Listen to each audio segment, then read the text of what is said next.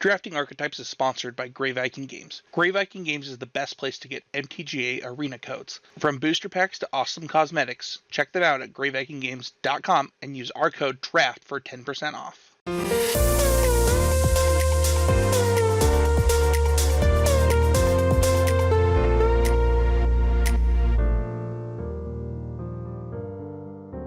Hi everyone, this is Sam Black with Drafting Archetypes. This week we are going to be talking about drafting red-black in Kaldheim. Before we get to that, I would like to take a quick moment to thank my patrons over at patreon.com/draftingarchetypes. I'd like to express gratitude to my new patron, Steven, as well as all of my previous patrons. If you're interested in supporting the podcast and checking out the benefits offered, like voting on what the next episode will be, though I have to admit that won't be relevant for next week, as there's only one archetype remaining that I haven't discussed at all in this format yet, but also access to my draft logs and my spreadsheets where I prepare the podcasts and stuff. Check that out. As for the main topic for this week, red-black. So, before getting into my usual, here's the stuff that puts you into red-black and everything, I want to provide a lot of, theoretical context for red-black in this set. First of all, we're late enough in the format that we have a lot of data and we have a lot of experience, and we have to acknowledge that black is bad. Black in this set is really bad. If you look at the stats over on 17lands.com, one of my favorite resources for presumably all of Limited these days, but certainly for understanding Kaldheim, you'll see that even the best black rares have a win rate when the rate at which your deck wins when this card is in your deck is, for the best rares, about as good as just a deck generically. And there are about 2 commons or something that have a average win rate, and everything else is a lot worse than that. It's hard out there for a black deck. The good news is everyone knows this. So the answer in general to how do you end up in any sort of black deck is you presumably started with the other color, and then somewhere in the middle of pack 1 you realized that no one at the table is taking any black cards, and you could have all of it, and you figured, that would be fine. I would like some removal spells to round out my deck or whatever. And you moved into, black and your color, and now you're hoping to get paid off in strong rares and uncommons and premium commons that are open in the rest of the packs. Alternatively, it's not actively horrible to, start the draft with, a good black bomb and see if it's open and stuff.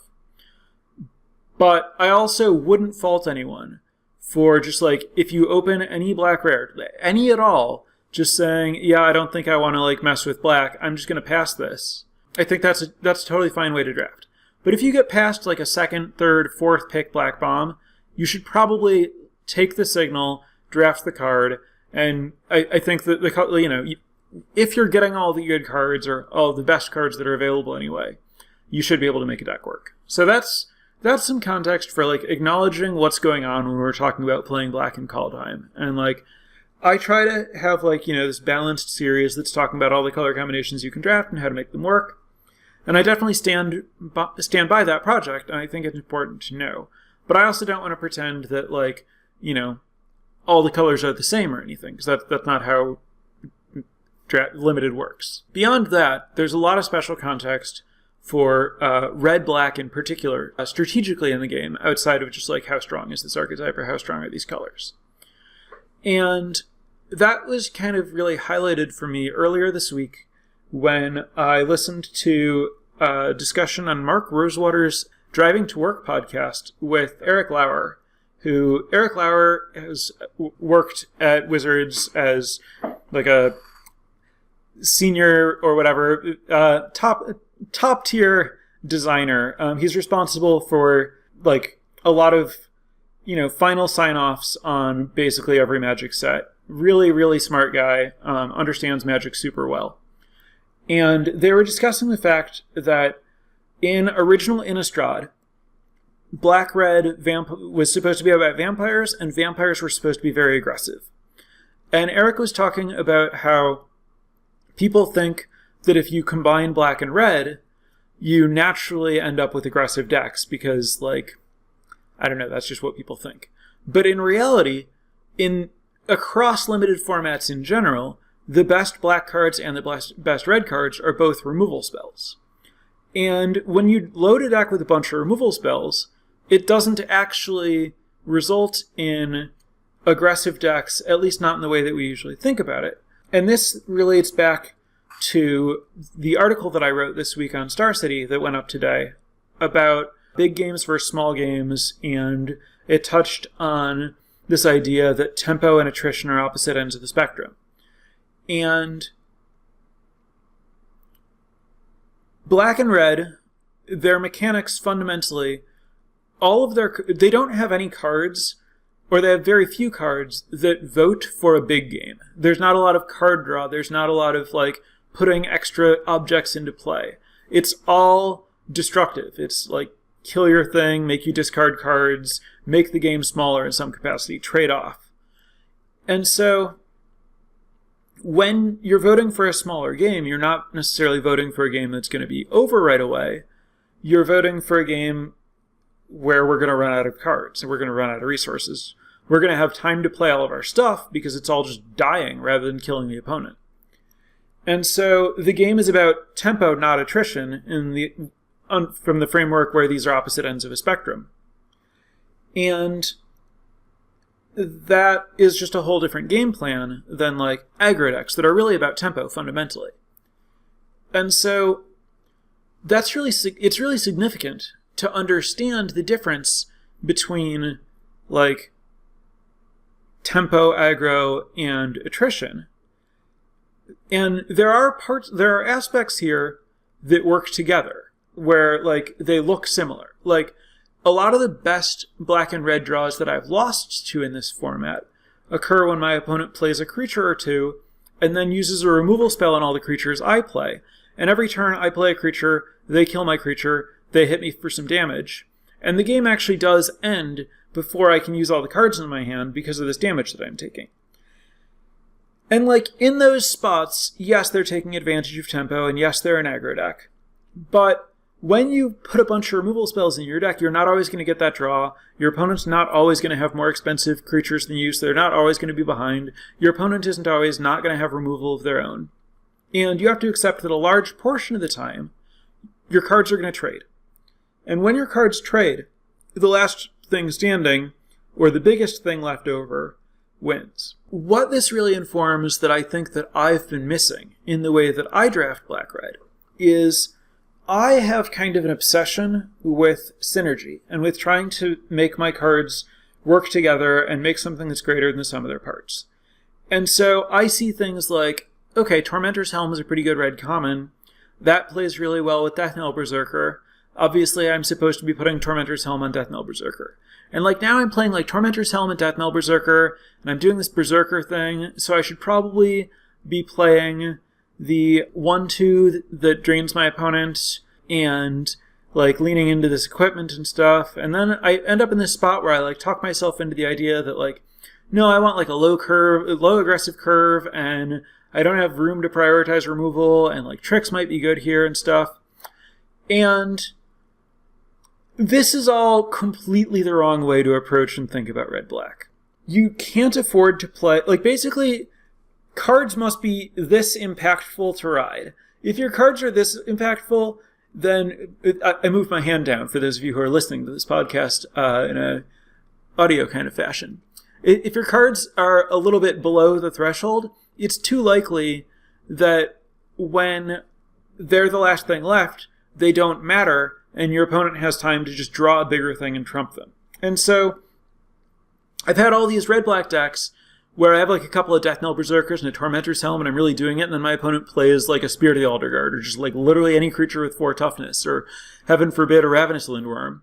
And I'm just like, well, I'm dead. My cards don't do anything. And what I've realized, after a lot of failed attempts to make Death Knell Berserker work, is the creatures in red and black, they might not objectively suck. Like, they do things, but they are bad at engaging in combat, which is appropriate. They don't have combat-focused keywords. They don't have, like, haste. They don't have flying. You might get a little... Or, sorry, I didn't mean haste. They have haste. They don't have first strike. They don't have flying. You might get a little bit of menace. Most importantly, they don't have the keyword toughness. You have a bunch of 3/2s and 3/1s, and your creatures, like, die if they fight anything. You have a lot of 3-mana creatures that are pretty sweet, but they trade down with your opponent's 2-mana creatures. And I don't think that the solution is to not play the 3-mana creatures, which is mostly what I've been doing. I've been playing 1 and 2-mana creatures instead. I think the solution is you play the 3-mana creatures because you need your cards to be that level of impactful. And then you kill your opponent's blockers so that you can actually connect. And in this way, Frostbite actually plays well, because Frostbite lets you, like, connect and profit off your Coma's Faithfuls, which is the 3/1 lifelink creature, and your Tuscari Firewalkers, which is the 3/2 boast that kind of draws a card.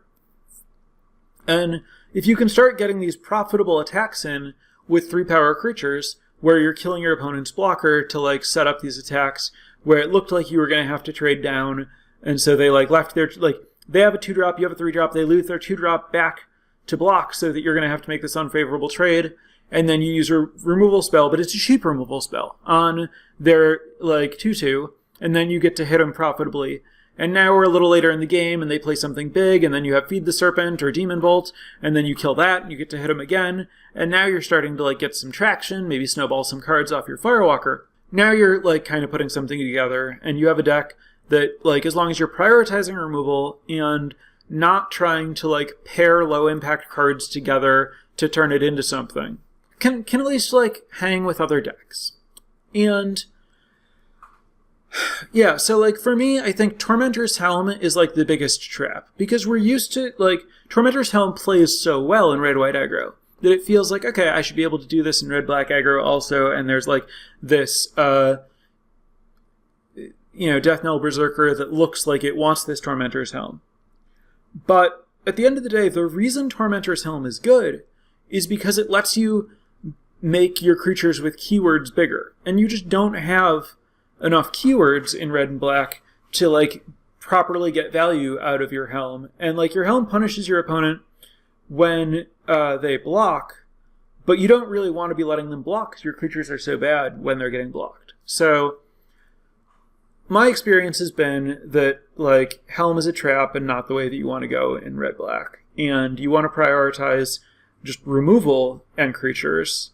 And I think that plays better. I think, like, the creatures that you want to play are good enough to kind of stand on their own. They don't need equipment to be impactful.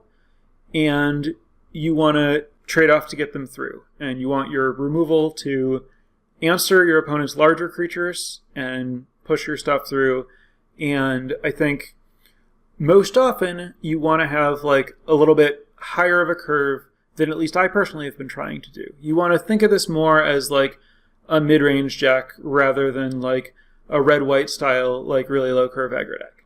There are some cards that push in other directions, just like all the other archetypes. There are multiple ways to build it. But I think you really don't want to... I mean, so the biggest point here is when you're playing a small game, synergy matters less. Because you don't get to combine multiple cards to something that's greater than the sum of their parts when there aren't multiple cards around. And so you just have to accept that your card evaluation and your card ranking should be relatively static. You can still have a game plan and stuff, but for the most part, you want to fill your deck with good cards. And you don't want to play bad cards that are trying to work together. There are certainly, like, packages of synergy and, like, game plans that you can have within red-black, but you basically want to be really, really careful about sacrificing card quality and about playing cards, like, just to, like, try to assemble multiple cards together. There are some really powerful synergies that are worth it that you don't have to go very far out of your way for, like Blood Sky Massacre, the saga that rewards Berserkers. Says, hey, play a bunch of Berserkers, maybe play a few more cheap Berserkers. And it's like, okay, I can put some 2-mana Berserkers in my deck because they're going to be really good if I draw the Bloodsky Massacre, and they're not that bad otherwise. But you don't want to go crazy with it. You don't want to be like, oh, I have the Bloodsky Massacre, now I should play like a lot of 1/2s. Like I should just have like the Bloodsky Massacre and a whole bunch of cheap stuff and try to like draw 5 cards off the Bloodsky Massacre every game. Though, if you have like, Bloodsky Massacre and Skimfar Avenger and like the whole Berserker deck, I'm not saying that's not a viable way to do it. But I'm saying in general, I think you want your red-black deck to prioritize individual card quality. I think that's kind of the like foundation that I feel like I've learned from losing a lot with decks that kind of like violated some of these principles that I've worked out and tried to lean too much into low curve and too much into synergy. So I want to talk a little bit more about the like Death Knell Berserker thing, because so my thinking with Death Knell Berserker is, okay, this is a creature that generates value when it dies. So clearly I want it to die. So that means that it's going to end up in my graveyard, and that means that it's going to play well with Rise the Draugr. And I can just like trade off my Death Knell Berserkers and generate value with them. I'll like use Tormentor's Helm or Goldvein Pick to like make them big and make them trade off, and then I'll get another zombie and then I'll bring them back and that'll be cool. Horrible reasoning. Horrible. The reason this reasoning is bad is that I missed the step where I actually get the Death Knell Berserker in the graveyard. I want it to die. My opponent does not want it to die. They're perfectly capable of ignoring my 3/3 for a little while, not trading off with it, and not turning on my Raise the Draugr and not giving me this zombie token. It turns out it doesn't have any keywords, it doesn't do very much. They can just take 3 damage, maybe take it a couple of times, and then they just play a bigger creature, and now it's like, well, I don't really want to just like suicide my creature into your thing to get a zombie and a damage. So, like, your opponent's not really going to cooperate. And if you're going to play Raise the Draugr in like a proactive deck, you want creatures that your opponent wants to kill. Specifically, anything in red and black that costs 3 mana. Because they all have more power than toughness. All the ones that I'm thinking that are actually playable. I don't know if I'm forgetting something. But I'm talking about Koma's Faithful, Breakneck Berserker, and Tuscary Firewalker. Any of those cards, your opponent is going to jump at the opportunity to trade with them. Because your opponent can easily trade a 2-mana creature for your 3-mana creature. And they don't want to like let you keep gaining life with your Koma's Faithful. They don't want to let you keep boasting with your Firewalker. Your Breakneck Berserkers, presumably putting them a little behind on life, and so they don't want to trade damage. So they're going to be more than happy to trade with any of these 3-drops.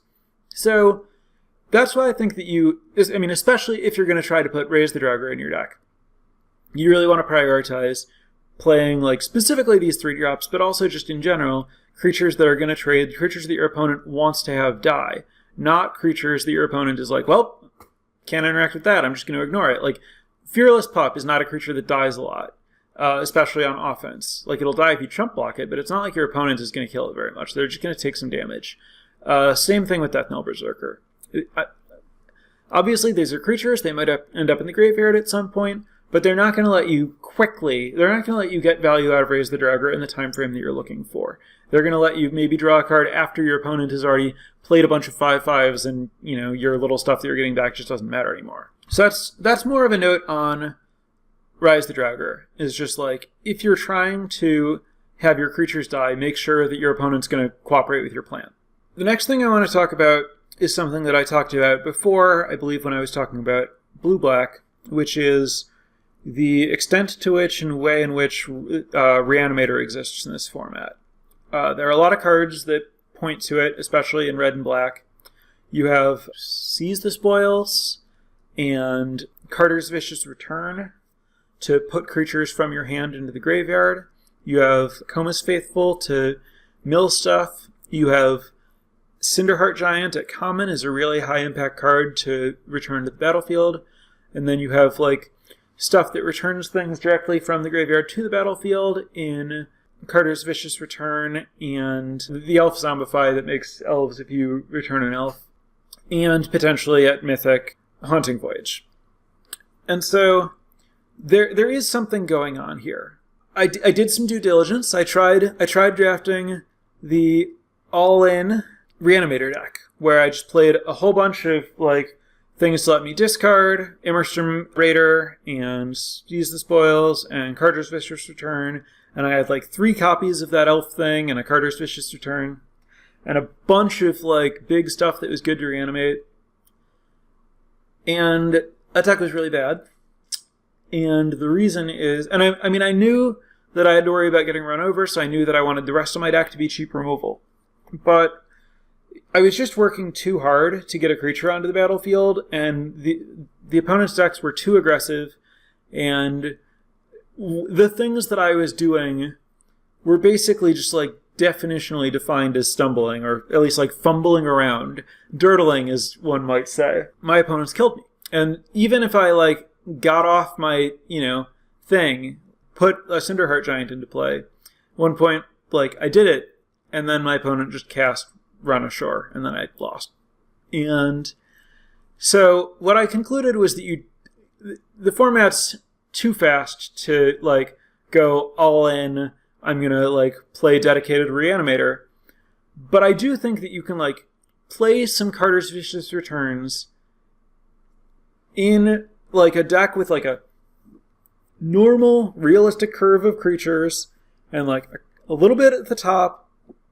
And you can work in some of these synergies, but like make sure that you're respecting the general rules of engagement in the format. Make sure that you're playing to the battlefield, you're not getting run over, you're pressuring your opponent, and then you just have like a little bit of reanimation at the end to like put a game away.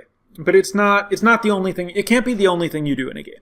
On the subject of Reanimator, I believe that the best thing you can aspire to do is Haunting Voyage back a Doomscar Titan, which brings back all of your Berserkers and gives all of them haste and gives all of them an extra power and probably kills your opponent. And the way that you would want that deck to look is just like a bunch of scary Firewalkers and Breakneck Berserkers that are Berserkers that trade off, and Comus Faithfuls to like mill extra Berserkers. And then, like, at some point you sometimes assemble this thing and just, like, win out of nowhere. But mostly you just have, like, a Berserker deck, and that's cool, too. And the more you, like, prioritize creatures there, the more your Doomscar Titan is just going to be a fine card. In this spot, you do still want some removal. You still want to prioritize Demon Bolt, Feed the Serpent, and probably even Frostbolt. But we are talking about assembling a mythic plus a particular uncommon, so it's not something you can like try to do regularly.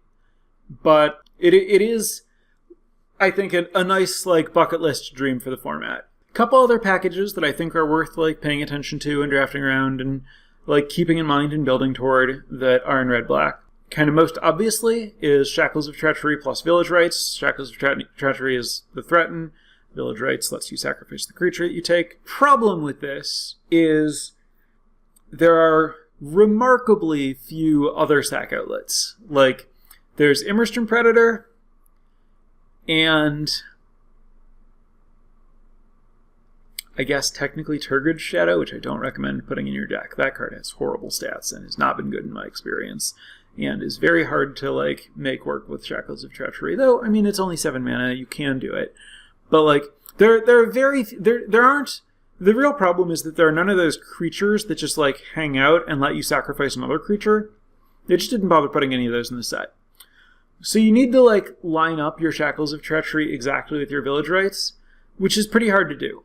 That said, I have noticed that Shackles of Treachery and Village Rites tend to hang out next to each other in booster packs. I believe that they are part of a common run. And I think that it's like pretty common that you will see a Shackles of Treachery and a Village Rites, and if you take the Village Rites, you can expect to table the Shackles of Treachery. I think that like that fact that you see them together and know that you can get both of them basically does make it somewhat easier to try to like draft this combo. And I think that it's like it is really like historically like steal your guy and sacrifice it to draw 2 cards has been a pretty good thing to do. In particular, I think that this is actually a really good way to use Bloodsky Berserker, Because it's Bloodsky Berserker is the 2-mana 1/1 that gets +2/+1/+1 counters and menace when you cast your second spell. And these are two spells that really naturally want to be cast in the same turn. And also, Shackles of Treachery is good in the kind of aggressive deck that Bloodsky Berserker wants to be in, and Village Rites is good with Bloodsky Berserker because it makes it a lot easier to cast two spells in general, whether it's paired with Shackles of Treachery or not. It's a cheap spell itself, and it draws extra cards. And so I think that, for me, Bloodsky Berserker is a strong card in certain kinds of red-black decks, and it's, reasonable to kind of, start with it fairly early on and to draft differently because you have it.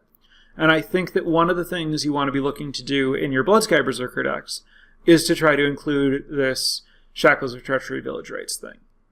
You don't have to. There are other ways to draft Bloodsky Berserker. You don't have to have Bloodsky Berserker in your Shackles of Treachery Village Rites deck, but I think that's a good sign that this is something you should think about and look for.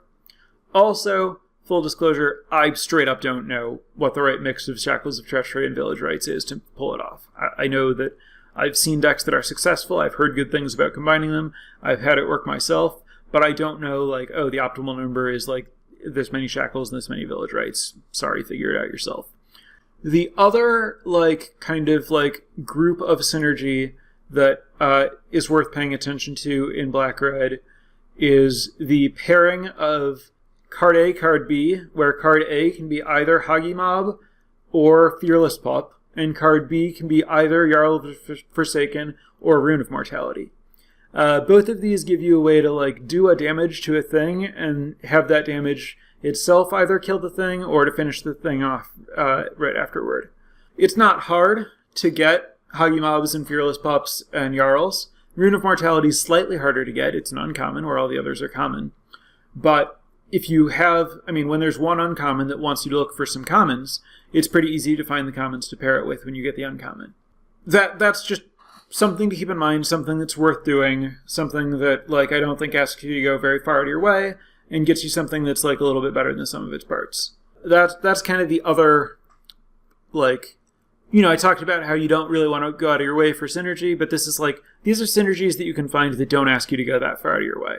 Though, I did have the experience that when I put a lot of these synergies together in a deck, I was doing the Hagi Mob Jarl thing.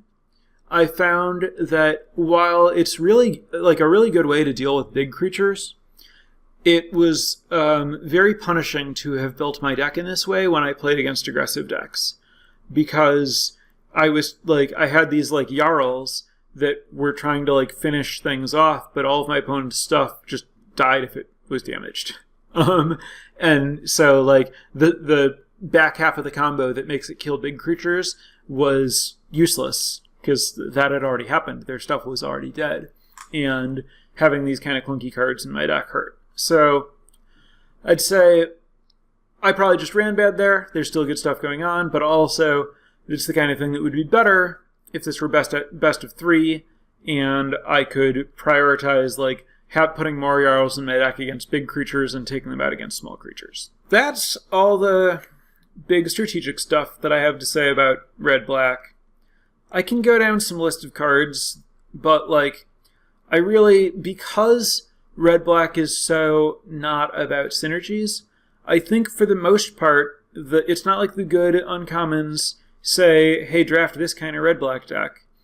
They mostly, the good uncommons are good cards, and you should draft a realistic curve of reasonably high impact things and removal. And then the stuff that says, hey, draft this deck is actually weaker cards, like Carter's Vicious Return. And I think it's better to just think about it in terms of here are some packages that I want to keep an eye out for. But mostly if I'm drafting red and black, I'm just going to take the good cards. And there's nothing tricky about the good cards. You can look at 17 lands and just sort by win rate, sort by whatever number you want. The numbers correlate a lot. And the ones at the top of the list are the good cards. The ones at the bottom of the list are the bad cards. Put the good cards together. But be mindful of all this stuff. And be mindful of making sure that you don't have too many low impact cards and stuff. That's my lecture here. I'm going to open it up to questions from chat. First question is, how does equipment fall into good cards versus bad cards? It's my belief that Goldvein Pick is probably a slightly stronger card than Tormentor's Helm. And there was recently a kind of like deep dive posted on Twitter by Circovist, I hope that's the name right, something along those lines, about how the data kind of points to this idea that you should think of Goldvein Pick largely as a white card, that it performs way better in white decks than out of white decks. And that makes sense in that white has a lot more evasion, especially early, and it's a lot easier to like get value out of the pick, especially going long. And I think that like that whole thing slightly overstated the case, but what the numbers showed is that when Goldvein Pick is played in white decks, it increases your win rate considerably, and when it's played out of white decks, it doesn't change your win rate much. It's not that it's bad, it's just whatever. And I think that the equipment is whatever, as far as like its overall strength. And I think that it is not particularly synergistic with the red and black cards. So it's like a normal card in a bad spot, which means that to me it's mostly like on the bad side. There are versions of the deck where I'm sure equipment is fine, but for the most part I think you should avoid it because I think that it's an average card in a bad spot for it.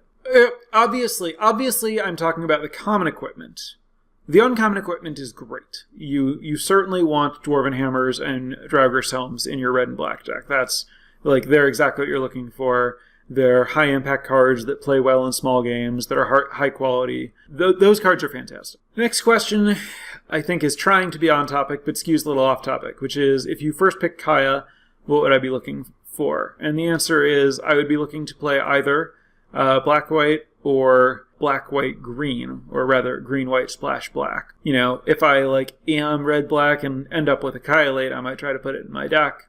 But what I'm looking for with Kaya is to be a white deck. Recommendations on splashing in red-black, or is it mono? So, in general, the more aggressive you are, the less you should splash. Most red-black looks somewhat aggressive, though obviously the more I play it, the more I'm thinking it's actually kind of mid-range. And I don't think it's that bad if you end up in a spot where you're playing some amount of Seize the Spoils, as long as, you know, it's fitting into your curve and you have some 2-drops and stuff so you're not falling behind while you cast it. And it can play well with like casting Cinderheart Giant, which is a totally solid card to play in red-black. And there's some amount of value, not very much, but a little bit, to getting some like Snow Dual lands in your deck, like Frostbite, and while it's not often at home in red-black, Priest of the Haunted Edge are both like solid cards. So I do think that there are versions of red-black that can realistically splash, but you don't want to be doing it in like red-black aggro, and you want to be acknowledging that your deck is a little bit weird and that you're like drafting a like red-black control deck, and you can do it. Be careful with it. Next question, will you groan when you find yourself in red-black? I welcome a challenge. I like drafting things I haven't drafted much, and I don't care very much about losing, so no, I have no problem if I end up in red-black. That would be a fun experience for me. What's good top end for a black-red deck? If this is Cinderheart Giant playable, the answer is yes. It's fine to have a Cinderheart Giant at the top end of a red-black deck. It's also fine to have a Hoggy Mob at the top of a red-black deck. It's also fine to have a Carful Kennel Master at the top end of a red-black deck. It's better to have some good rares. It's also better to have Dwarven Hammer and Draugr Helm. Next question, do I really think red-black is a viable archetype, or do you want to avoid it if you can? I can think both of those things. I can think that there are probably ways to do it, but for the most part, I'm not looking to try because I've, like, in a spot where I'm trying to win a draft. I'm not really looking to try because I've failed fairly consistently when I've tried before. But I know that other people have had success. I know that it can win. I know there are good versions. You're using some, like, the pool of cards that you're working from is a little bit weak. This next question is, the format seems dominated by snow and aggro. How often do you navigate to these tier 2 and 3 archetypes? How often do I do it is kind of a weird question because I go out of my way to do it. And so the answer is reasonably often and with like an acceptable degree of success. Next question is, would I count Vicious Return plus 7/6 Giants as a package to watch for? Yeah, I would. I think that would be worth mentioning. I kind of talked about it in Reanimator, so I didn't like make as much of a point as I should have about pairing those two exact cards together. But those cards are both like okay. I mean, I think Cinderheart Giant is like generally better than Carter's Vicious Return, but I think that like if you have Cinderheart Giant and like very few other synergies, then the Carter's Vicious Return becomes good enough to use. And I do think that like they become meaningfully better together in a way that's like worth doing. Which 2-drops do you consider to be best for red-black? Similarly to red-white, I think that the answer is basically the uncommon and rare 2-drops are better than the common 2-drops in most cases. I think the best common 2-drop is Axguard Cavalry. The next question is, what does it take to make Duskwielder work effectively? Does it need a certain density of support?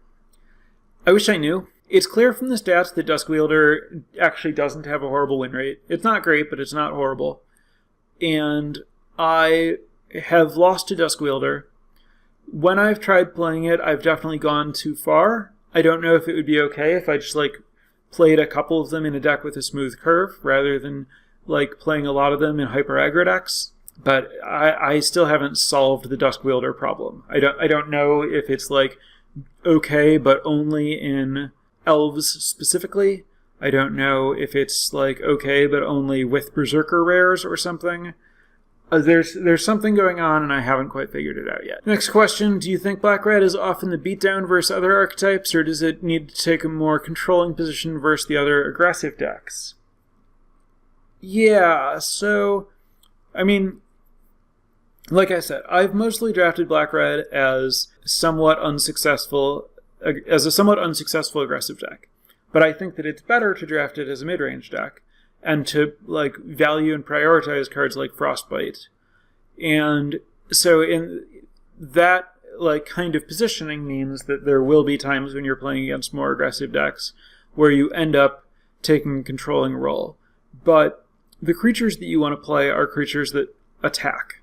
Like, they have boast, they have high power and low toughness. You're not looking to like try to turtle up with your creatures that are all trading down on mana or whatever. So there, you end up playing control in that you kill some of their early creatures, but you're like a big proactive. You're trying to turn the corner quickly. You're not trying to like turtle up, and so that's kind of like fundamentally different than most control decks. Even if it can like arguably put you in a controlling position, it's really more of an attrition position. Next question. So the game plan for Black-Red is to trade, make the game small by playing 2 and 3 drops in removal until you increment value over time. Is that correct? Broadly, yes. Obviously, like, it can be a little bit tricky to figure out how to increment value over time because you don't have like Behold the Multiverse and stuff like that. But you're mostly trying to do it either with Tuscary Firewalker or just playing bigger stuff than your opponent, or Raider's Carve. Raider's Carve, I talk about a lot, and I probably should have mentioned it specifically here. In a deck where I'm looking to play a bunch of like mid-range 3 and 4 drops, many of which are 3/2s and 3/1s, Raider's Carve is a great way to like get card advantage, draw more spells, turn the aggressive corner. Raider's Carve is a fantastic fit in red-black, as long as you're not prioritizing 1 and 2 drops and are prioritizing the 3 and 4 drops, all of which naturally crew it smoothly. The next question is about Demonic Gifts, and this was saying that I have been observed using the card to good effect and asking if it's better than it gets credit for. I think that it is not really better than it gets credit for. I think its best applications are in Elves. Elves have a lot of good enters the battlefield effects, and they're looking to play pretty aggressively, and I think it's pretty good there. I don't think that it is a good card to play in Black-Red. Next question is, do you like the Foretell Death Touch Flyer in your decks? No. I don't. I don't think that card's very good. It's fine. I think it's about on par with Augury Raven, which is another card that I don't like very much. This next question is, where do you find synergy between the aggressive aspects and discard? So, there fundamentally isn't synergy between aggression and discard. And Skull Raid Skull Raid has pretty bad stats. I don't think it's a very good card. I generally don't try to play it. So the discard that we're talking about is mostly Elderfang Disciple, which was the precise topic of the article that I've mentioned that I wrote for Star City today, the day of this recording. And it's not an aggressive card. It is a card that does have synergies with the black-red plan, in that the black-red plan is attrition and depleting your opponent's resources, and Elderfang Disciple does that, but not in a particularly great way, and it leaves a low-impact body that most of the time you're not very well positioned to use. That said, if you're pairing it with Rune of Mortality or Jarl so that it can trade up, or if you're playing it with Carter's Vicious Return so that you can take advantage of the first chapter of that saga, or if you're doing other stuff to get meaningful value out of it, if for some reason you have other elves and clerics, most likely Coma's Faithfuls, or if you've somehow found a way to get enough snowlands in your deck to play Priest of the Haunted Edge, it can start to make some amount of sense in this deck just as part of an attrition deck. But when you are playing an aggressive red-black deck, which some portion of red-black decks certainly are, it's not a good fit. Another package that it works well with is, obviously it works well with the Shackles of Treachery Village Rites version of the deck, because it gives you, the 1/1 body is a good way to use your Village Rites when you don't have Shackles. But it's Elderfang Disciple is not a card that all red-black decks, specifically aggressive decks that aren't playing things that make them sacrifice creatures, those decks largely do not want to play Elderfang Disciple. Next question, do you think the red-black rares lead you to more mid-rangey or decks or aggro ones? So, obviously it depends on the rares. The Bloodsky Massacre and Skemfar Avenger and Arnie Brokenbrow and Turgid, God of Fright, are all cards that are going to make it more likely that I'm going to want to play an aggressive deck. Quakebringer is another one. Whereas Valky, God of Lies, Immerstrom Predator, Burning Rune Demon, Eradicator Valkyrie, to some extent Varagoth, the Bloodsky Sire, these high-impact cards that can win long games are more likely to make me play mid-range decks. So I think that black and red have a good mix of rares that push in each of those directions. Next question is, how high do you pick Squash in black-red? That's a good question, because Squash is a strong card, but black-red is very bad at having giants, especially cheap giants. I would say that I try to avoid Squash in black-red. I would much rather have Frostbite, Demon Bolt, and Feed the Serpent.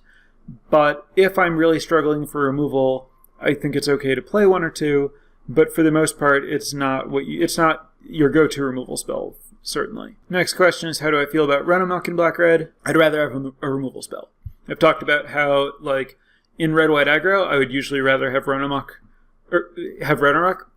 than a removal spell. In black-red, I would rather have a removal spell, because my creatures... The better way to put it is, because I don't want to lean too much on cheap creatures, I'm not always going to be the aggressor. And Run Amok is really bad if you're ever defensive. And if I am trying to play a bunch of cheap creatures, I think that I would actually rather play Equipment than Run Amok.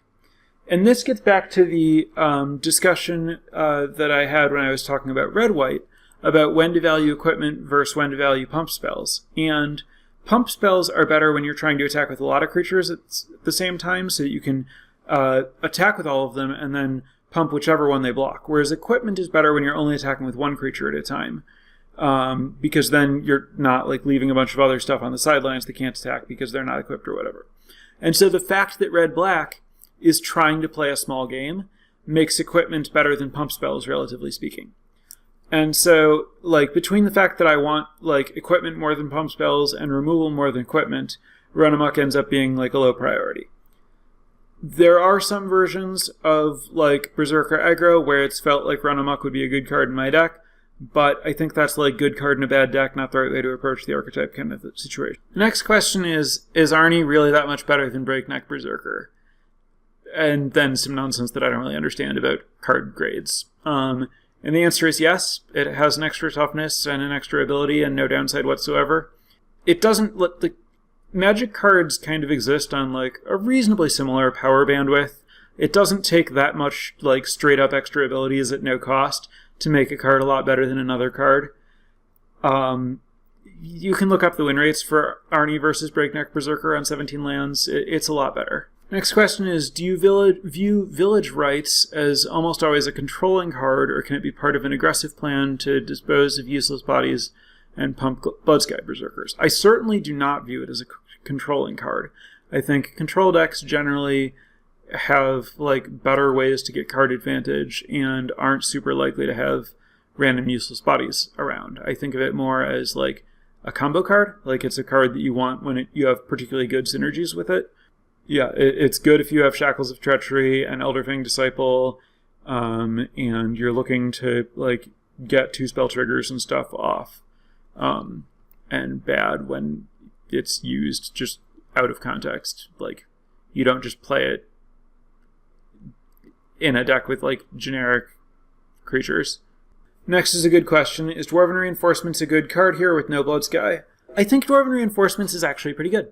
I think its numbers are kind of surprisingly impressive, and once I realized that I don't like the 2-drops in red-black very much, I think it's a pretty good way to spend your mana on turn 2, and I think it plays pretty well in an attrition kind of context, and like it crews a Raider's Carve, and it's a way to like trade off with your opponent's 2-drops that your other things would trade down with, and it also plays well with like anything that is counting your Berserkers, which could be stuff like Basalt Ravager, or could be Doomscar Titan, or could be Skemfire Avenger, like whatever. It can also help support your Village Rites if you're trying to do that kind of stuff.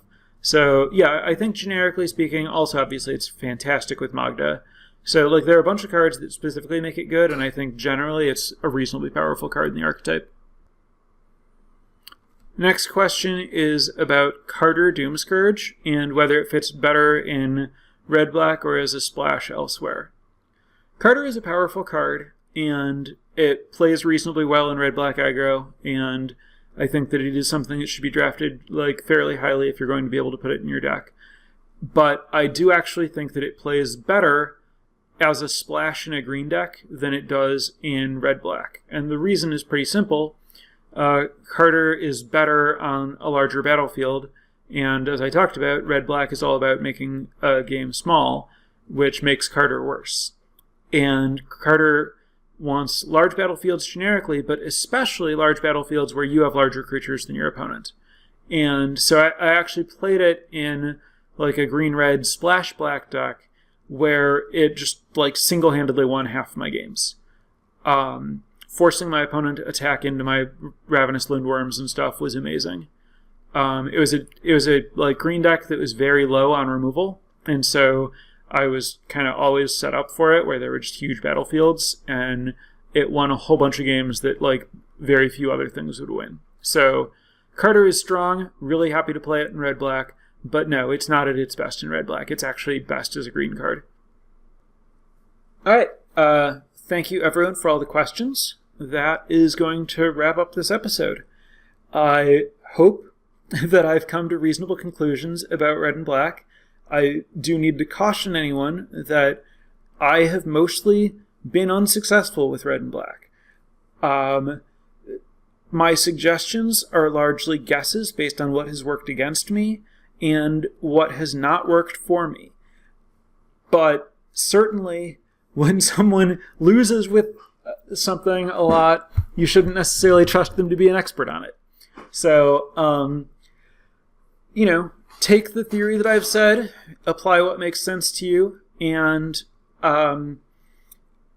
if you've had your own experiences that disagree with any of that, by all means trust your experiences, but regardless of whether any of it is specifically right for this red-black deck in this format, I think a lot of it about just like how to think about red-black in limited in general is like informative and provides some useful context for really drafting any kind of red-black deck in any format. So I hope I'm right about the details, but if not, I think there's a lot of valuable big picture stuff to learn here.